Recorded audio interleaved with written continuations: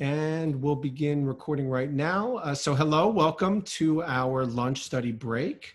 I am going to continue the conversation that we began last week, the issues around halakha and meta-halakhic.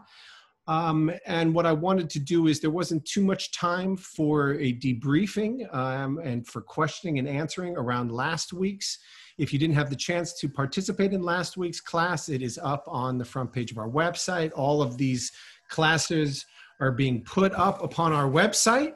And I'm going to close the window because can you hear the sound of the drill or no? Does everyone hear the drill? Okay, hold on one second. I'm going to just close that window. So I'm also going to talk. So what I wanted to do is just begin with a quick review of what we discussed last week around Gordon Tucker's Teshuvah. Can a people of God ultimately be a people of the book? And let's just begin with his real conclusion about the two positions that we can take on a halakhic or on a theological framework, which is either we are going to accept God as an as-if statement and as if as sort of the foundation of a legal positivist system, or if we're going to accept that God is real and is greater than any system that we are able to create. And so I've brought a lot of texts with me so we can get to a lot of these texts as we begin to unpack this issue around halakha and meta-halakhic. One of the sources that he mentions is the Tanur Shel Achnai, the oven of Achnai. And that also has to do with what's the role of the voice of God? We have our system of Jewish laws. We're going to figure out what's kosher and what's not kosher, what sort of relationships are acceptable and not acceptable. But then we also, if we have a closed system of laws, how do we ever hear the voice of God? And can the voice of God enter into that conversation? And so Rabbi Tucker concluded hi Samson. Rabbi Tucker concluded at the end of last week that he is willing to stake his rabbinate and certainly Rabbi Gerson Cohen on the fact that there is a real God, that God is not merely some abstraction that we use to set as the foundation of our legal system, but that there is a real God that supersedes anything that we can create. So that's his overarching concept, and I've brought with me supplementary material. The one that is most on point, I don't think we're going to get through today, so this might continue into next week as well. So this could expand to a three-parter, is I've printed up and highlighted Rabbi Tucker's contemporaneous Teshuvah from the article that we read last week, which is his Teshuvah on the ordination of homosexuals. So we're going to go through that and really see how this methodology plays itself out in a practical test case, and the test case being the ordination of gays and lesbians. And so I'm going to take us through that in a little bit, but I know we were sort of stunted on time towards the end. We ran through what was a complicated piece of theology and philosophy rather quickly. So I just wanted to open up for a few minutes of just check in and see if some people have emailed me questions, and I'm going to get to those, but to see if there are any other questions that you've been holding on to for the past week around Gordon Tucker's approach. All right. Okay, great. So with that in mind, let's, there's no questions. Let's move into the question, the actual teshuvah that he wrote on the ordination of gays and lesbians. Now, there's a lot of backstory, obviously, to this. The backstory that he'll go into a little bit was Rabbi Roth, the rabbi and the scholar who was ultimately responsible for writing the Teshuvah to allow for women to be ordained as rabbis, is called upon again some dozen years later to write a Teshuvah to find a way to ordain gays and lesbians. And Rabbi Roth takes up this challenge rather rigorously and seriously. If you've ever read his Teshuvah from 1993, it's 180 pages. I'm exaggerating only slightly. Most of it's footnotes. And he just, plows into the text and the history like nobody's business, but ultimately finds that he cannot navigate his way around two scriptural sources found in the book of Leviticus. Okay, so this was then, I entered into the seminary just to place myself in the context of this drama. I then entered into the seminary in 2002, and this was very much a live conversation. So at the moment, when I arrived, gay and lesbian students had to be in the closet. And that was just the way it was. Constantly throughout these years, there was a desire from students and from rabbis to rethink Rabbi Roth's 1993 teshuvah. And this came to a head, I believe, 2004, 2005, in which the law committee decided to reconsider his teshuvah. And interestingly, 3 papers were written, and let me just confirm the year, 2006. 3 papers were written in 2006.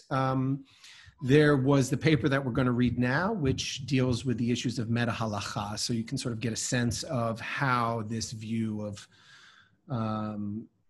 Rabbi Tucker's from last week applies in our current case. Then there is the teshuvah from Rabbis Dorf, Nevins, and Reisner, which ultimately is the teshuvah that carries the day in the conservative movement. We're not really going to get into that for reasons that will become apparent in the Tucker teshuvah. And then there was Rabbi Roth's own teshuvah, in which he reconsidered his 1993 piece and concludes exactly the same way. So all of these teshuvahs, with the exception of Rabbi Tucker's, which was deemed a takana, which for reasons he'll explain. Well, takana is something that some great rabbi just decides on their own to change the law. And this is sort of considered to be uprooting or taking something out of the Torah itself. It's no small deal. The committee ultimately decided his paper had to be read that way. So it was not approved, but both Rabbi Roth's second teshuvah to reconsider homosexuality, in which he said no, as well as the Dorf, Nevins, Reisner piece in which he said yes. Both of those received the necessary votes to be positive, to be affirmed positions. So what that meant was, starting in 2007, the conservative movement had answered both yes and no to the question of if gays and lesbians can serve as rabbis. Kind of, I guess, either ridiculous or perfect for our movement, or both. So what Tucker is going to get into is show how, if you remember last week when he talked about the halakhic system, he referred to this incomplete loaf that exists when we adhere strictly to the system as it has developed, strictly to the precedent and strictly to the rules of the game. He says at some point, if you adhere too strictly to that, you end up keeping God on the outside. So let me share this with you now. Let me bring it up here. Does everybody see, everyone see this, Tucker? All right, so I just want to move all of you up there. Great. So here it is, Halakhic and Meta-Halakhic arguments concerning Judaism and homosexuality. This paper was submitted in December 6th, 2006. Concurring and dissenting opinions are not official standards. And he has a note at the very end of the paper to give you a little bit of the history. This paper was declared a takana by a vote of 12 in favor, 7 opposed, and 6 abstaining. So they made it a takana, which meant they had to vote on it as such. However, that vote failed in a vote of 7-14 to 4. Okay, so this paper was not ultimately approved by the Committee of Jewish Laws and Standards. And the question he asks is, can homosexuality, both male and female, be reconciled with Judaism and conceived through a halakhic lens? All right. Specifically, can Jews who are living sexual lives with partners of the same sex be considered to be subject to the same obligations and entitled to the same rights as those whose sexual lives are with members of the opposite sex? All right, so this is the same question that has been taken up by the law committee and by the different rabbis.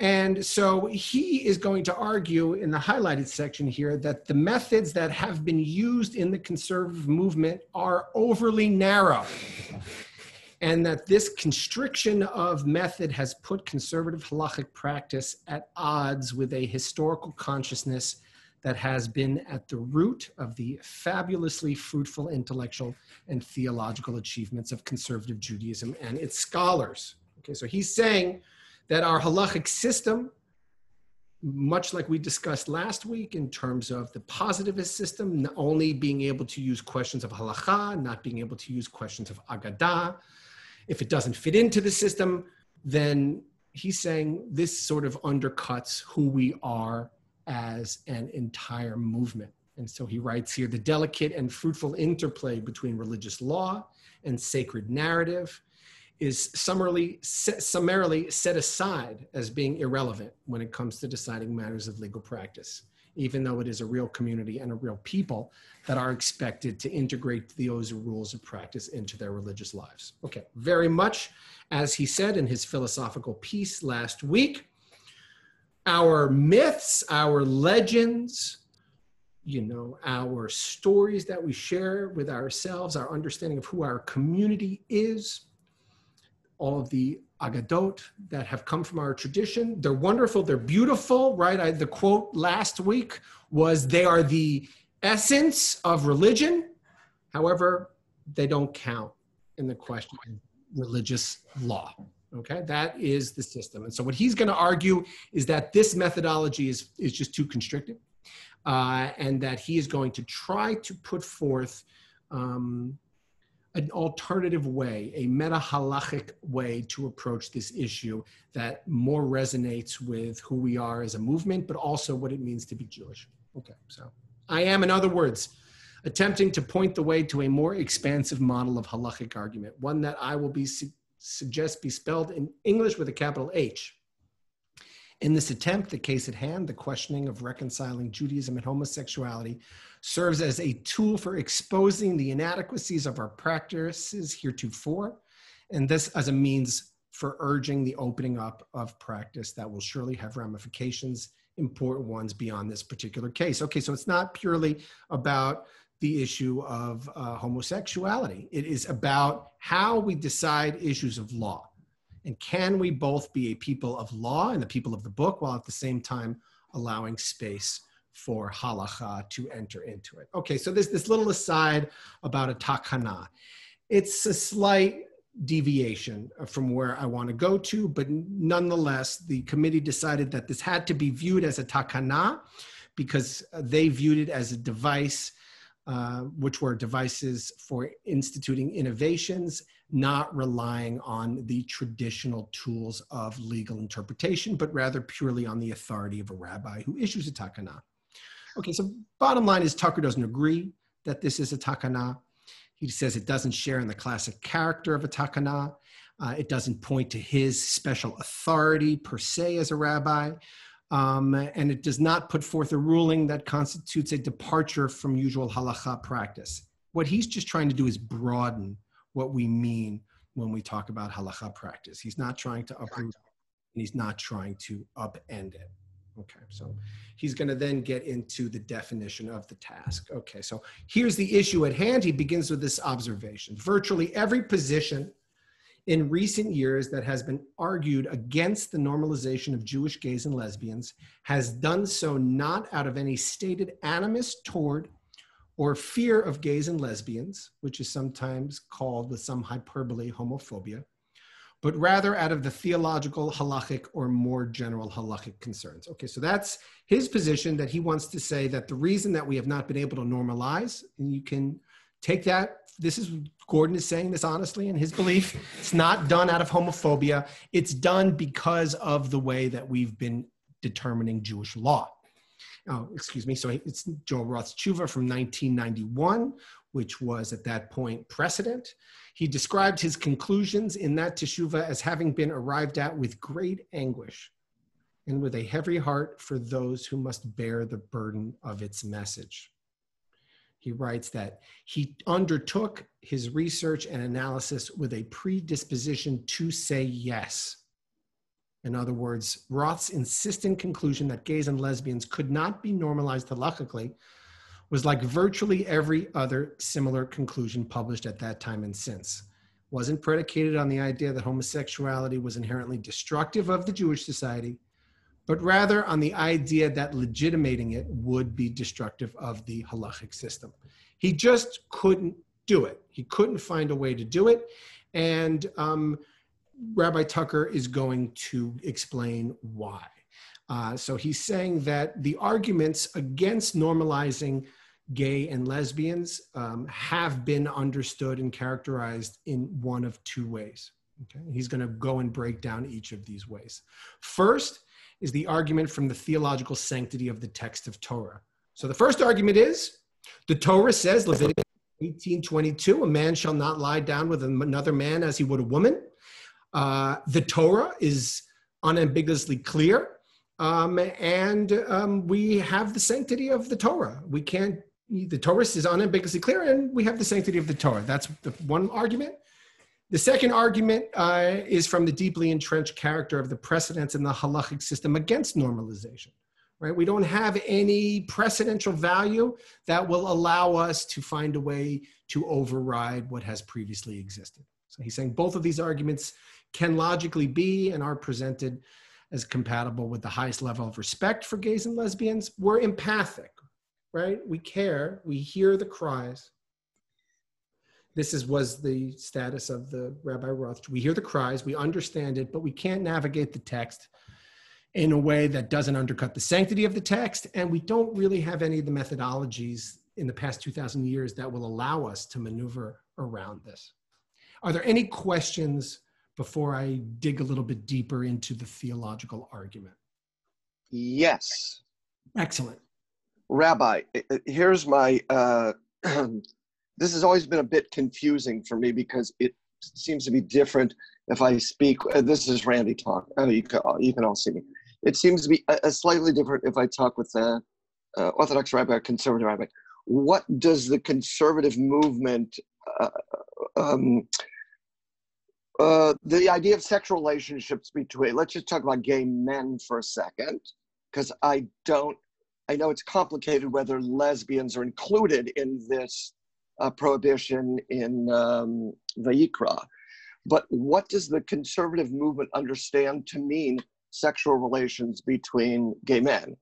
I hate to get pornographic at this point, but it seems that it differs depending on who I talk to. Some rabbis have said it only refers to anal sex. Some rabbis say it refers to all sexual relationships between two men. So, part of the answer is going to be yes and no. So let me pull up for you the Dorff-Nevins-Reisner Teshuvah. So this is precedent, this one right here, if everyone can see. This was voted in favor, 13-12-0, and this is the Teshuvah, Randy, that allows for gay and lesbians to be ordained in our movement. And so you talk about getting graphic, they are left with no other option but to get graphic in order to figure out how to solve this dilemma. And Rabbi Tucker is going to get into this, but I just want to go down to the conclusion so you can understand the conclusion of this. We have that verse in Leviticus, a man shall not lie with another man as he would a woman. It is an abomination.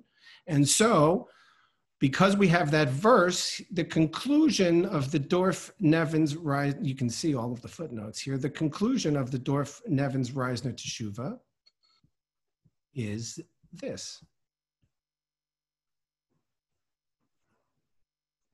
Based on our study of halakhic precedents regarding the sexual norms and human dignity, we reach the following conclusion. The explicit biblical ban on anal sex between men remains in effect.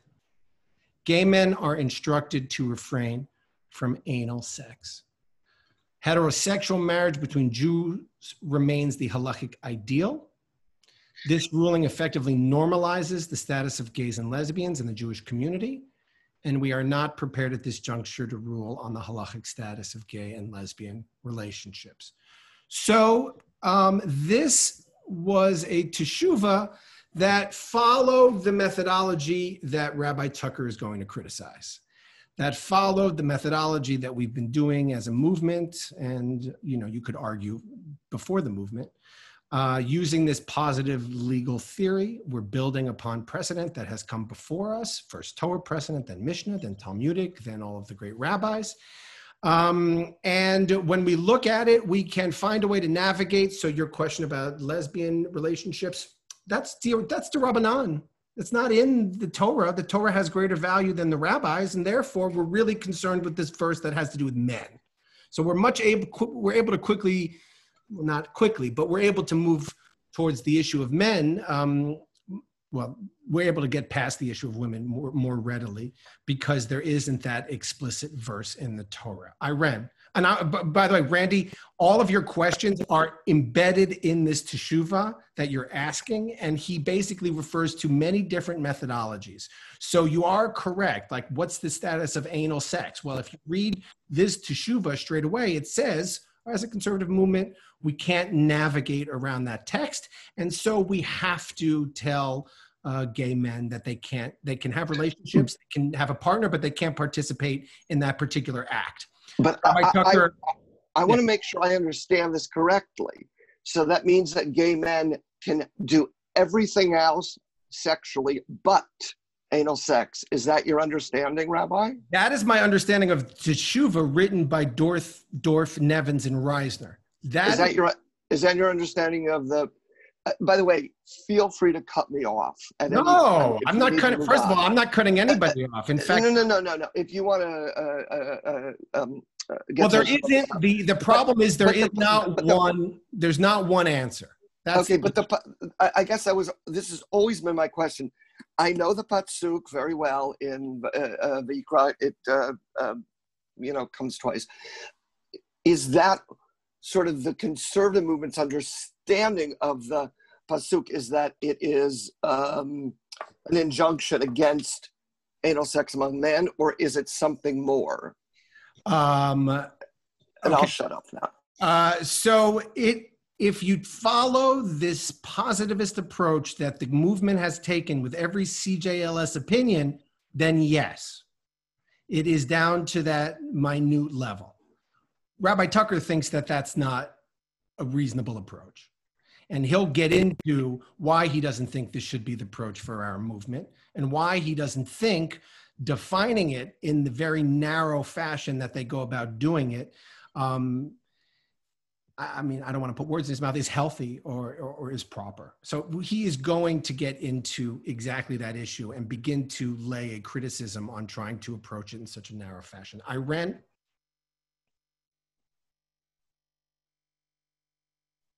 If this is, if sexuality is more related to procreation, isn't this the reason why there was a misinterpretation of what is acceptable and not acceptable?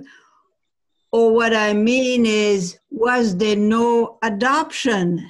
Well, the rabbis are very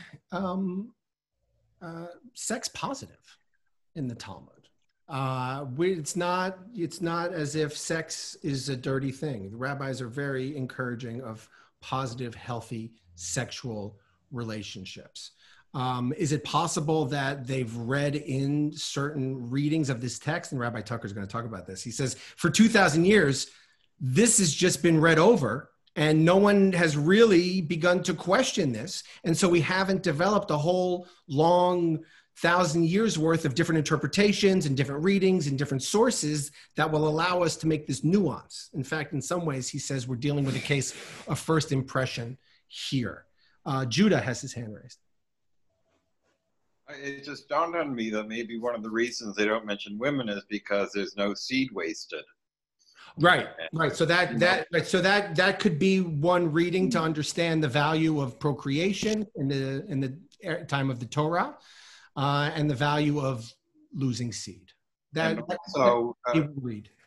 Memory doesn't always serve me, but I believe the first Orthodox gay rabbi who wrote that book, I believe it was Steve Greenberg. That's right. Yaakov Levado. That's right. And I think one of his points was, as Jews often do, they look at a specific word in the Torah and they see where else it is in the Torah. And according to him, the man lying with another man, the word they use in the Torah is only listed other places in the Torah when it's talking about rape. That's right. And there are different ways in which we can read that text. And so let me close down these other documents because he's going to go through these. So does everyone see the theological argument here? Do you see that? Bert, you see the theological argument there? Mm-hmm. Great. So now the theological argument against normalization. So he's going to go through what are the arguments against. The first one is we have no theological argument. What's the theological argument? The second one is we don't have these established ways. So he gets the theological argument against normalization begins with the observation that the Torah is rarely as simple and direct as it is in these two verses, okay? So in fact, the unusual terseness and transparency of Leviticus 18:22, a man shall not lie with another man as he would a woman, it is an abomination, are so striking that one almost senses a divine intent to preclude and close off human interpretation. The theological argument then asserts that if one proposes E, ignoring the prohibition or modifying and restricting it, despite its sweeping its clarity, then one has begun a process as undermining the divine authority of the text. It's so obviously clear. This is the theological argument. It's not mine, but it's so obviously clear what the text means that any attempt to read anything into it is, or to decide in a different way, you're just going to undermine the whole system. If you say you can't be gay and then you can be gay, then you've lost the whole ballgame. That's the theological argument. Tucker makes a really great point here. He writes that it is an unusual argument in that it appeals to the pshat. So for those of you who haven't been to the Torah study, there are two basic ways to read the Torah. There's pshat and drash. The drash are all those wonderful legends and interpretations, and the pshat is the plain sense or surface or contextual meaning of the verse. So he says, we don't ever do that. And if you think about how we paskin halacha, when was the last time anybody was involved in a halakhic argument and they said, well, this verse comes right there and that's the pshat of the text? No, we're almost always using Talmudic arguments, Mishnaic arguments from the Rambam, the Ramban, the Chafetz Chaim, the Shulchan Aruch. I mean, we don't go to the pshat. All right? He's saying, so that's not something that is normally done.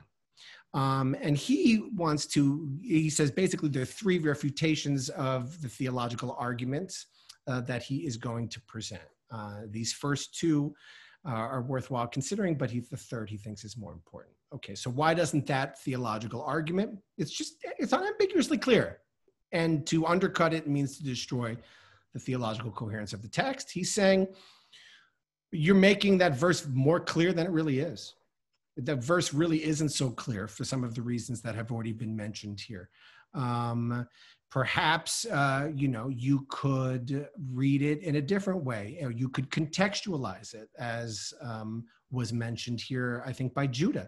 You can contextualize it in the context of all of the other prohibitions around it. And so you could restrict it in scope.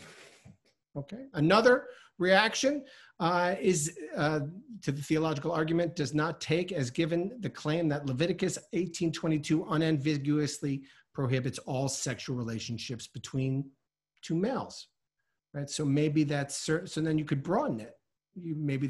That is certainly possible on the surface. But the most prominent explicator sees Jacob Milgram doesn't agree. All right, so let me see if I could get this right here. Starting from an analysis of the rare form mishkavei isha as applying only to illicit relationships, and apparently from the observation of the prohibition in 1822, that it comes at the end and not in the middle of this list of human sexual relationships forbidden by whatever that word is. Milgram offers the following reading of the verse. Since illicit carnal relations are implied by the term mishkavei isha, it may be plausibly suggested that homosexuality is herewith forbidden for only the equivalent degree of forbidden heterosexual relations, namely those enumerated in the previous verses. So we're only really talking about rape. We're only talking about idolatry. We're only talking about all of these other things that the other communities were doing and behaving around that period of time. Right? Now, the third is the reaction to the theological argument against normalization calls into question the very premise on which the argument rests. When someone says, what can we do? The Torah is clear on the subject. What is being said amounts to a claim of infallibility and irrefutability of the text of the Torah. That assumption we do not accept in our conservative Jewish world. So, Randy, we don't accept that the Torah is inerrant or infallible. In other words, we believe it's possible to believe in God, down here, to believe in revelation, to believe that it is meaningful to speak of a divine will, to have faith in the idea that Torah is our first expression of God's will in human language. Yet, Heschel also wrote, whatever hand wrote the Torah included the finger of God. But the question as to whether it was written entirely in 40 years or in 80 years is a question asked in the context of the problem of eternity. Okay, so let me see if I can clarify what he's saying here. So basically what he's saying is the Torah was divinely inspired. We've studied this Heschel before. Heschel has said that as a record of revelation, the Torah in and of itself is midrash. It's creative interpretation. We do not have anything inerrantly understood. And if we could understand it, we'd be making an idol of it. And so if anybody recalls Emet ve'emunah, which was the theological statement of the conservative movement that was attempted to be written about 30 years ago, one suggestion was, how do we understand the theological questions in all of this? And one of the ways in which we might approach the biblical text is to treat it as if it were divine. Okay, so now remember the last time he said there are two approaches to halakha. We can treat God as if God was an as if, to sit at the bottom of our system and make it work, or we can treat God as actually real. It was not my point of view, but I thought at that time that it was not an unreasonable position to be offered to congregations. With the right mental reservations, it would do little to no harm to speak and to preach as if God had actually spoken the Hebrew words of the fifth commandment, to honor our parents. But this as if approach is not always harmless. For what justification is there for using an as if or virtual theology to undergird the inerrancy of a prohibition that has deep, irrevocable, and devastating effect on the lives of people who one day in their teens discover something about their sexual constitutions? He's saying to base an entire system on an as if that punishes people and that keeps people from living a life that God have made them to live, that's not acceptable. And it's not acceptable for us as a religious people to base it all on an as if that ends up in such a devastating impact for members of our community. All right. And then he's going to go on. So he explains basically what we've already talked about here. The systemic view of halakha gives us the picture. It starts with the text in the Torah, which are considered to be d'oraita, and then we move into the sages of the rabbinic period, and this develops over time, and it is predictable. It can be counted upon to ground Jewish societies and bind them to one another to the past. What's kosher? Can you eat kitniot? We're going to look back on what previous generations have done it, and we have, at least it's structured enough that it's predictable in a certain way. So those of us who are interested in understanding the law differently are in the first generation of Jews who are testing this law, testing what it is, the scope, and what it is ought to be. Because the rabbis throughout the Talmudic period in the last 2,000 years have read this unequivocally. They haven't really had the cause to begin to question how to normalize gays and lesbians. And therefore, because of the short history of laws, this is why we have this as a case of first impression. All right, so hasn't really been discussed, haven't developed a body of literature for it. 2,000 years, gays and lesbians were totally marginalized. We realize that there is this problem right now that cannot be accounted for because we have this legal positivist system that results in people like Rabbi Roth saying, look, I wanted to normalize gays and lesbians, but I can't because I can't do it in the system and I feel terrible. All right, let me move along a little bit. He goes into Oliver Wendell Holmes. I think this might take us a little too far afield. Basically showing that there is this notion, even in secular law, that when you're arriving purely by, when you're creating this positivist model, it allows us to create law. Okay, so let's really quickly. Holmes says the language of judicial decision is mainly the language of logic, right? So we're going to find precedents, we're going to use logic, and we're going to create a certain longing for certainty. What do I do? My parent just died. What do I do? All right, well, we have a certain certainty that allows you and allows our community to figure out how to operate in circumstances like that. So Tucker says that we want this, we want to know, we want this certainty, but the idea of certainty as natural, I love this line, it's highlight, the idea of certainty as natural an aspiration as it is not a worthy or even possible ultimate goal for human beings, would seem to be axiomatic for Jewish theology, right? Isn't that true? Did anyone disagree with that? I don't think so, right? We don't, not for the most part, we Jews don't love certainty. In fact, our Friday at 4 program this week has the executive director of the Stanford Design School is going to be leading us in a conversation around ambiguity, right? Doesn't ambiguity or seem like it's more a questioning, more along the lines than of certainty? He says, Holmes even felt the urgency to critique in these words. He says, it is revolting to have no better reason for a rule of law than that so it was laid down in the time of Henry IV. It is still more revolting if the grounds upon which it was laid down have vanished long since, and the rule simply persists from blind imitation of the past. Think about kitniyot. We haven't been eating as Ashkenazi Jews beans and legumes and rice and corn. Why? We don't really know why. The grounds of why was laid down hundreds, 800 years ago, and it just sort of persists, and we're going to adhere to it. So for Holmes, this is really bothersome. This is not sufficient grounds, and he critiques the law in general as ultimately not having a higher basis, a higher reason for the rule of law. Okay, so Tucker then quotes Habertal, who also begins to ask questions about the incompleteness of the Halakhic system. At what point does legal reasoning abandon its essential point of origin and become instead an inert activity of definition, characterization, and distinction? Okay, so we've dehumanized it, right? We've almost turned our Halakhic system into a technocracy, or we're just dividing up into numbers and moving from here to here and here to here. Personality, individuality, spirit, not going to be allowed into the system. So Habertal says that that's not good in the same way that Holmes is questioning the foundation. And then he goes on to say that the yeshiva world rejected this Talmudic research of finding what's underneath some of these underlying texts, what's called in the conservative movement Wissenschaftliche Judentums, the scientific study of Jewish texts, because upon critical examination, they might undercut some of our, they might call into question some of the reasoning that we've developed over 2,000 years. And so they were critical to open up with that sort of scholarship. So, all right, so that's the background.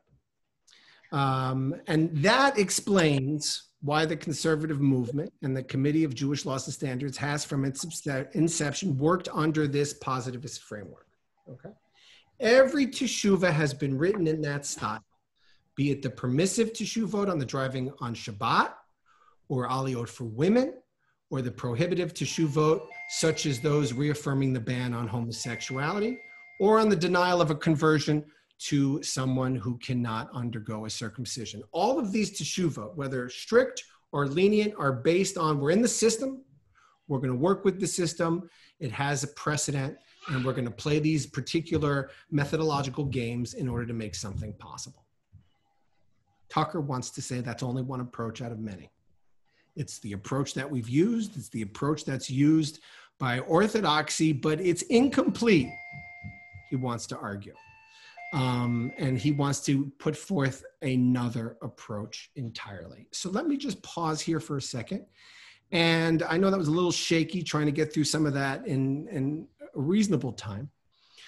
But is there any question around what he means when he refers to the fact that all of our teshuvot of the Committee of Jewish Laws and Standards have been based around this positivist legal theory. I see Marv has his hand raised, and then Gary. Can someone get the door? I had a question. If everything is uncertain, are there any absolutes in Judaism?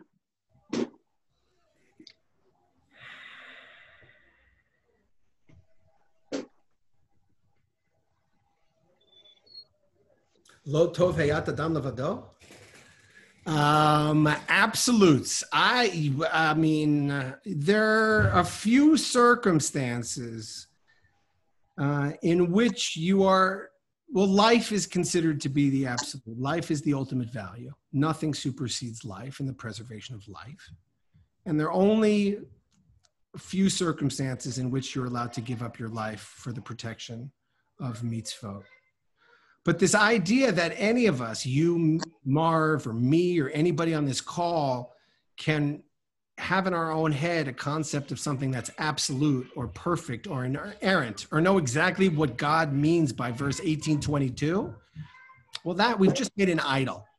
It's frozen in time. Our hermeneutic in our head has become an idol. And if we're so absolutely positive that this is the case, then we've probably gone astray. Famously, there's this decision in the Sanhedrin with regard to, I hope I don't get this wrong, with regard to capital punishment. They say if every single person on the Sanhedrin votes for the death penalty, no death penalty is given. That's because if it's unanimous, that means there was something wrong. There has to be someone who voted against it in order for the death penalty to be meted out. That's how seriously I think our tradition looks at viewing anything in an absolute fashion. More. Gary has a question. Two statements and then a question. One relevant to this is the verb lishkav, to lie down. And when we talk about it, it's well known in Haredi practice among homosexuals that they say, we do take it literally, and anything we do standing up is fine. And that's well used by Haredi homosexuals that exist. Helpful to understand Tucker's thing, the thing that I found that makes it most clear is if you go to Lev Shalom and you look at when they do Vayikra on the afternoon of Yom Kippur, and I forget the rabbi who wrote this, but they say this is a statement of sexual ethics in the Torah. What is our personal statement of sexual ethics? Basically asks, we're in the Me Too era now. This is the Me Too. So what is our personal ethics? And that's the ultimate goal of what Tucker wants, I think. I mean, is to go there. And it's a very short on the columns in the side of Lev Shalom, if anyone wants to read that. That's right. And he will get into this, and I know I'm going through it quickly, and I'll email it to anybody who wants me to email it to copy, and we'll obviously have to continue this next week. But no, that's exactly what he is going to say here, is that there is an honest and sincere desire on people to keep the mitzvot and to follow halakha, who desperately want to believe and who are given this approach to either be celibate or to have sexual relations standing up, that for Tucker loses the whole game. And I don't want to say makes a mockery, but an incomplete ability to respond to the people of our community. And he will talk in greater depth about the need of halakha to actually have a community within which it is practiced.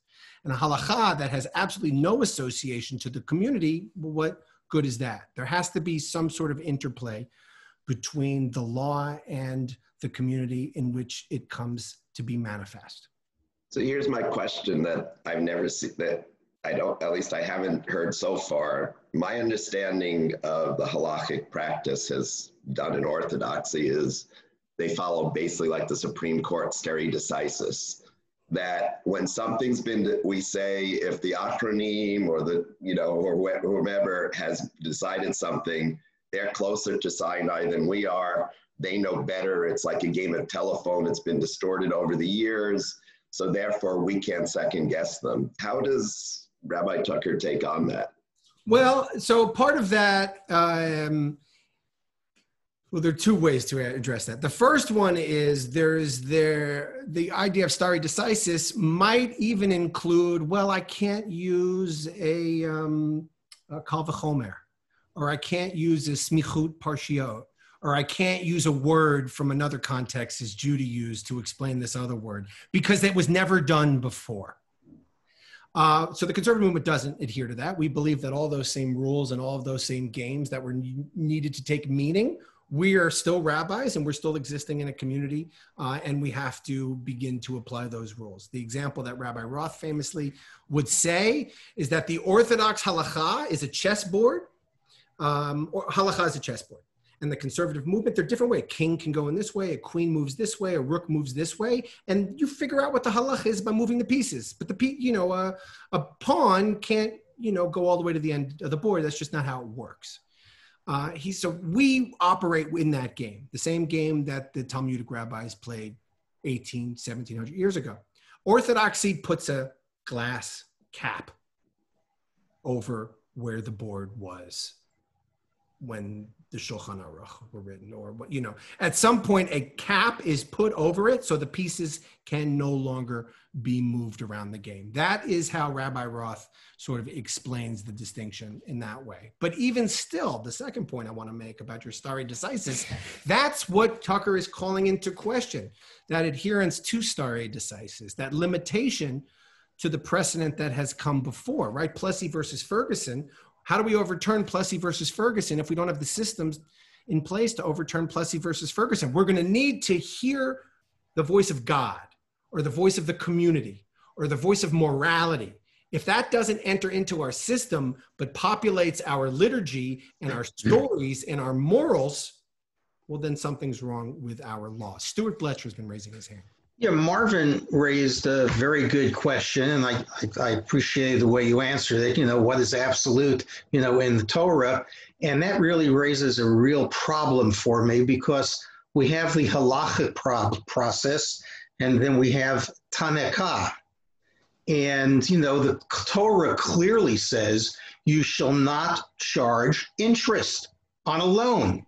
The Torah clearly says you should give up your life if you are ordered to do any one of the following things. And the response to those absolutes in the Torah was not the halachic process. The response was some highly respected rabbi who made a Tanekah. Am I pronouncing it correctly? Takana, that's right, Takana. So the question I've got is, gosh, where does that fit in the 21st century in the conservative movement? Why can't Rabbi Dan Ain say, I'd like to remain a member of the Rabbinical Assembly, and I really appreciate the education and the training you gave me, but just like Rabbi so-and-so who said, you shouldn't die, you should live. Don't worry about eating pork. Don't worry about doing any of these things. I'm saying it's okay. When was the last time a conservative rabbi had the authority to do that? Well, we haven't. There's a problem. Yeah, and so so that's exactly what happened in this case.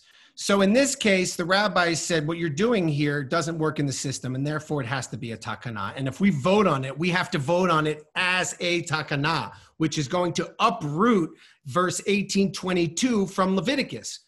And they said, well, we're not going to vote on it. But Tucker doesn't even want to go down that. He doesn't even feel it's necessary to uproot it, because he's saying we don't have to play the halakhic game the way that it has been played. So he says here, the reason that we're not going to willy-nilly uproot and do takana is because, in the highlight here, we're all positivists in the same way that we use Euclidean geometry or Newtonian mechanics to solve problems, right? We use these skills and these tools because they help us a lot on a regular basis. But when Einstein measured during a solar eclipse that the light of a distant star that passed the mass of the darkened star, he showed that the Euclidean geometry no longer applied. You've reached a different, it's a bigger game. And so these small little rules, they often apply on a day-to-day basis. Should you do tachanun? Should you not do tachanun? All of these sort of things. But when you get to this huge issue, like a solar eclipse, or telling a whole segment of our population that they can't have sex, that might require a whole different frame together. And so he says there are analogies of Einstein's landmark experiments, the hard cases of law, like the one in this paper. For we are dealing with a case in which the logic of the system and its precedents, the stare decisis, just doesn't fit with everything that we know about the lives of gay and lesbian Jews, and does not fit with our growing sense of morality. All right. So then he's going to go in and figure out how is it that we can view this a little bit differently. Okay. So, let me see if I can just move past this. He talks about the precedent here, and then he's going to talk about the reality. So we've talked a lot about the halachic framework, but how about gay and lesbian reality? And he goes through and shares, two very moving letters that were written to Yeshaya Leibowitz, which, at first I wanted to skim past, but now I think they really are the sum and substance of the Teshuvah. So I just want to stop. And Yeshaya Leibowitz, famous Jewish leader, these students are reaching out to him in a dilemma. And one writes, I'm a 29-year-old student. I'm an observant person who tries to live a religious life and serve God. Yet I have a problem that interferes with my yearnings for God.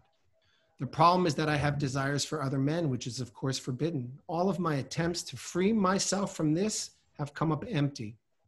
Please believe me that every day since I have become aware of this, I struggle what to do with myself, for I am caught between my Creator and my constitution.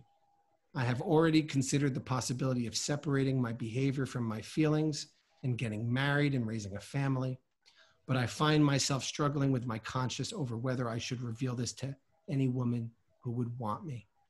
That is, would the woman still want me were she to know the truth?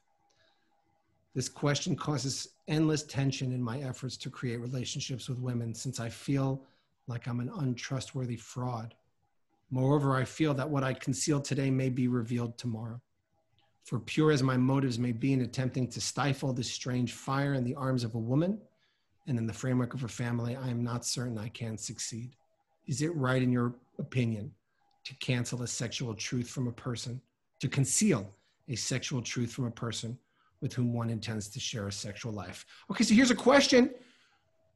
And the guy's saying, look, can I lie to a spouse? Can I lead a relationship? Can I marry a woman, which is against my constitution, and then perpetuate a fraud on her? Can I do that? Okay, second question. I am from a Hasidic family, Shoah survivors. From my earliest sentient days, and even before I could define it for myself, I've been attracted to men. Fact that has caused me much physical and spiritual agony. My dilemma is, how can the Jewish faith be reconciled with homosexuality? From what I know of your approach, I expect that you will tell me that the urge must be trumped by the overriding value of the service of God. There's the rub for me.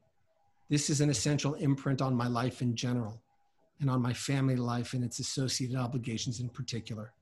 In my humble opinion, we have not yet understood the essence of the problem, and that is due to the fear that dealing with the issue inspires, and because of the ignorance that necessarily affects those who have not experienced this.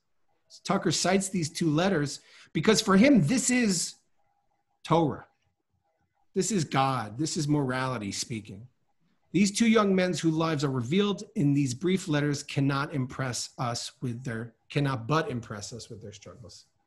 In each case, we encounter a sexual constitution that is discovered and not chosen. Okay, so how does Leibowitz respond? Right, so he's a classical, he says, if somewhat extreme positivist. How does he respond to these letters?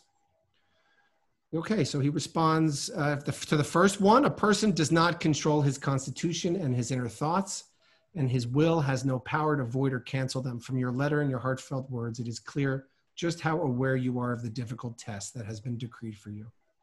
If a person restrains himself for sinning, even while his impulses give him no rest, prevent him from feeling satisfaction, and even make him doubt his spiritual faithfulness to God.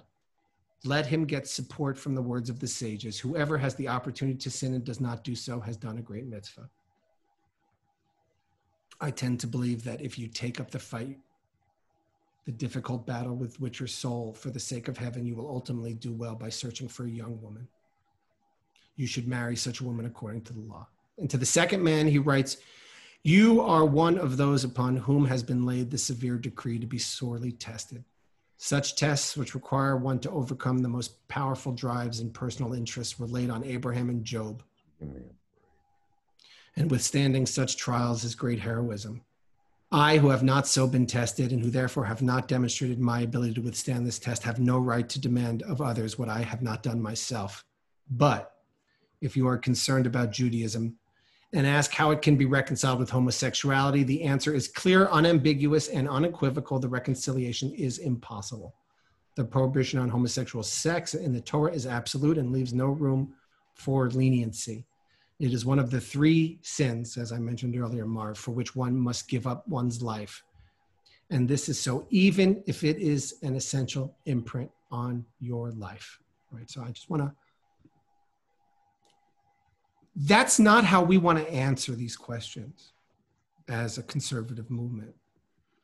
And we're going to be running out of time here. So I just want to pause here. What Tucker is going to get into is to say, if this is how our halakha works, and that these are the type of answers that we have to give to these she'elot, then we need to think differently, because we are excluding the voice of God from our faith and our communities. And that's why it's so important to read the last teshuvah, where he says, if we do like Rabbi Roth and like Leibowitz and say, sorry, there is nothing that you can do for it, then in a certain way, we are resigning ourselves to an incomplete loaf, never able to actually have God impact or change our system. Okay, so now next week, we're going to pick up, which is, how is he going to do it? And I'll give you a little brief preview of how he's going to do it. There's plenty more. Where I put it down here? Hold on a second.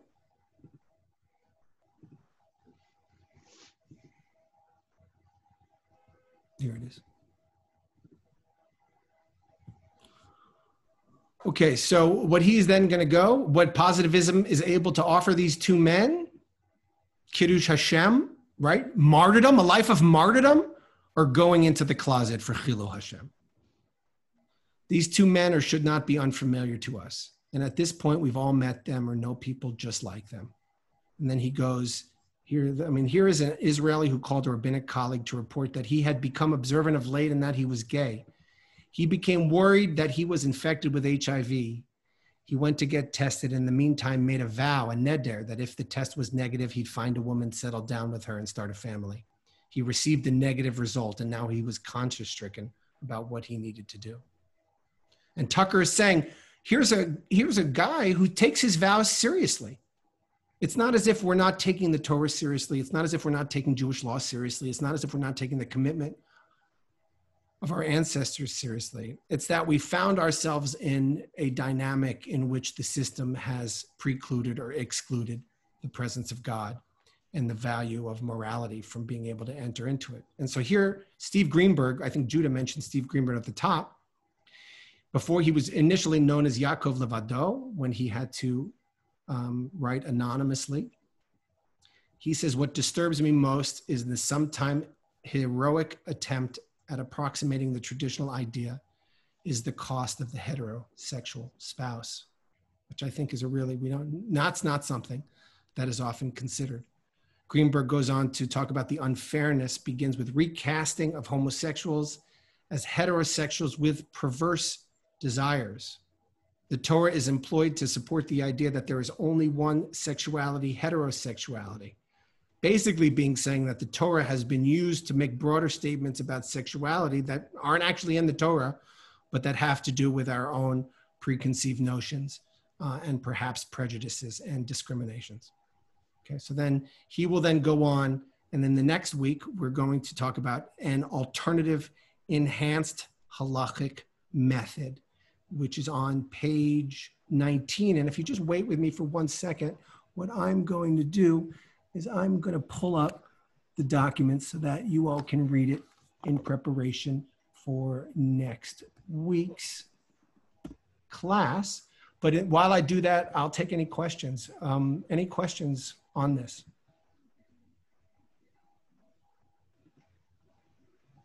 One question. Yeah, please. I have one question, and my question is, in this situation, why does it, the result of the takana, as you mentioned, always have to include one side as a loser?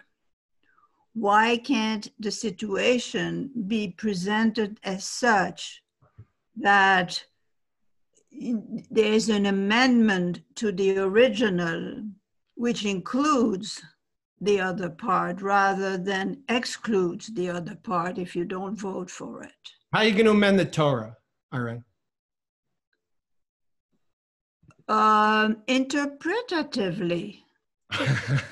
Well, we definitely are going to do that. We're definitely going to interpret it, but Drash-wise.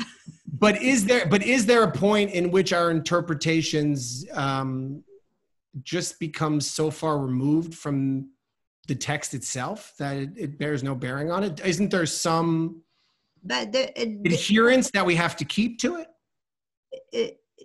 Then it raises my question of refreshing the Torah, pushing a button that refreshes it and brings it to an updated level, because after all, we were all made on the image of God. So maybe God has its own tendencies towards homosexuality. Okay, so I'm putting this in here, there, so everyone can just click and read on that text. We left off on page 19. So that's, I ran a different movement. So there is, movement in Judaism, the Reform movement, which can, no, I'm not saying that which basically says, it's a new world, and we're going to take all of the information that we have that has come before, and we're going to filter it through our own frame of reference and our own mind, and we're just going to decide what's right for us. It is a little bit different in the sense that the question raised are from the people of the conservative movement. They're not coming from people from another movement. So what Tucker is going to go on and say that what made this so powerful, and he's going to compare it to mamzerim and agunot and other sort of situations in which people are prevented from having sexual relationships, and how that stands in direct opposition to this line in Breshit, lo tov heyot adam levado. It's not good for a person to be alone. And say how we found ways to maneuver around that. I forget if it was Stewart who was talking about we have other rules in there in the Torah that we've navigated around, like ben sorer moreh, right? A rebellious son, we're not going to stone to death. Why? Because the rabbis in the Talmud thought it would be ridiculous to take that prima facie and on its face. It found ways to make it so that the mother and the father had to look the same, be the same height, speak in the same words, and at the same time. Tucker's point is that there hasn't been the concern around gays and lesbians for 1800 years to actually do that work. And that just resigning ourselves to the fact that this work hasn't been done and therefore we can't do that work is unacceptable. And just as if we've found ways to come up creatively around ben sorer moreh or agunot or mamzerim or other rules in Jewish life that offend our sensibilities, we should also develop a body of thought and jurisprudence that allows us to do the same with these verses. Okay, so I'm going to pause there. Thanks for, this is obviously outrageously challenging to do in general. It's doubly challenging to do over Zoom.